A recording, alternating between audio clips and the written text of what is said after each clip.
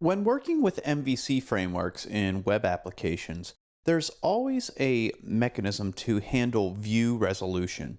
When we're talking about view resolution, we're talking about a mechanism that really separates our controller and model from the view so that we can exchange different views that interface with our model and controller. The only thing that we need to change is our view, and we can get these different renderings of our model information. Within Spring, a view resolver is used to render the model into a browser, and it really doesn't tie you to any specific view technology. When a view resolver is registered in Spring, there is some support right out of the box for things like JSP, Apache tiles, PDF formats, and Excel formats. So let's navigate over to the home controller. The real concept behind a view resolver is that one of our controllers is going to return a string, and that string is going to be the name or a path to one of our views. For example, if we were to remove the response body tag and look at our go home method, you're going to see that it returns welcome space home, that string literal. If we look at our views, it's not going to map to any of our views. So here I'm in the Package Explorer, and when we look, really the only view we have is the home.jsp page. We build that JSP page and we render it, and that's the only view that we present to the user. How do we display that to the user? Well, the first thing we need to do is we need to return the name of that view within our controller. I'm going to head back to the homecontroller.java file, and within this controller, I'm going to have our go home handler method return the string home. And this is known as the logical view name. It's not tied to any specific technology, but it is a name that represents one of our views, and it can be handled by the view resolver and used to display the appropriate and correct view. With that in place, I'm just going to save our configuration, and I will organize the imports on our file. And now I'm going to head back to our dispatcher servlet, where we will configure our view resolver. We are just going to use a simple internal resource view resolver.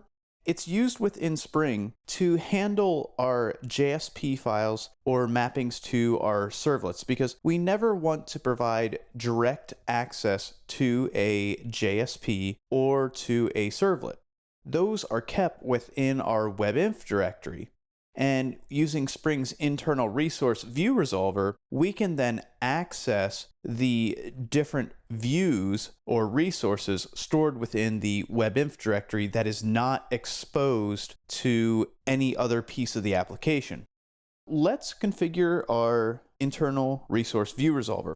The first thing we do is we create a bean with the bean tag, and now we need to provide an ID for this bean. And I'm just going to call it our view resolver.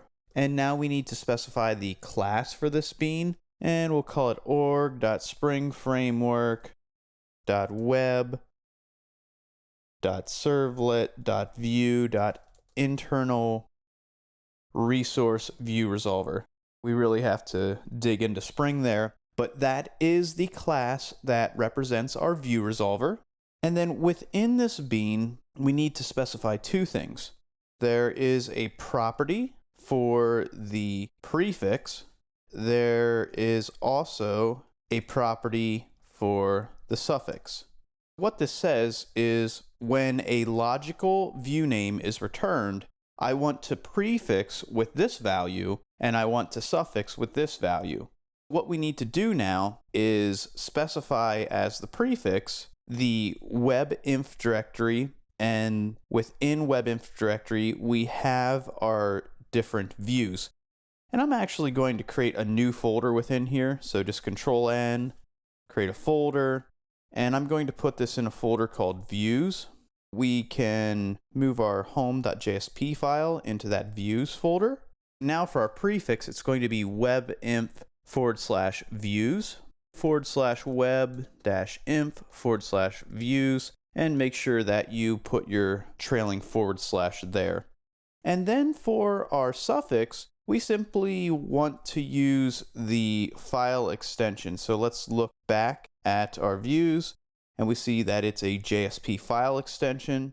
I'll head back to the editor and here we can save our configuration file. At this point, we are set up to resolve a URL that hits this home path with our home.jsp file because we have this logical view name and it is going to be handled by our internal resource view resolver.